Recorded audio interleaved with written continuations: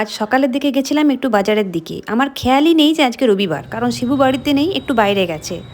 গেছিলাম একটু ফল সবজি কেনার জন্য আর একটা মালা কিনবো ঠাকুরের এই ভেবে। তবে রবিবার তো সবই বন্ধ থাকে কাটোয়াতে, তাই কিছু ফল আর সবজি নিলাম, কিন্তু মালাটা আর পেলাম না। আর বাড়িতে ফিরে এসে আমি একটু ব্রেকফাস্ট করে নিলাম আর তারপরে লেগে পড়লাম রান্নার কাজে।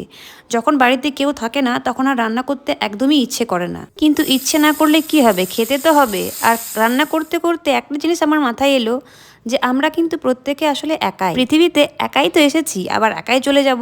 দেখো, সংসারের মায়াজালে আমরা এমনভাবে আবদ্ধ যে আমরা ভুলেই যাই যে আমরা একদিন পৃথিবী ছেড়ে সত্যিই চলে যাব। আর সত্যি কথা বলতে, এগুলো যদি সবসময় মাথার মধ্যে চলে না, তাহলে কিন্তু ঝগড়া বিবাদ এগুলো হবেই না। আবার মাঝে মাঝে দেখবে একাকিত্ব বেশ ভালোও লাগে। এই যেমন আমি একা একা রান্না করছি, এরপর ভালো কিছু একটা পডকাস্ট শুনবো, যেটা শুনে মন একদম ফ্রেশ হয়ে যাবে।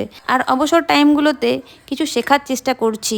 দেখো, পরনিন্দা পরচর্চা করার থেকে না, নিজের কাজে ব্যস্ত থাকাটা অনেক ভালো। এতে মনও ভালো থাকে, শরীরও ভালো থাকে।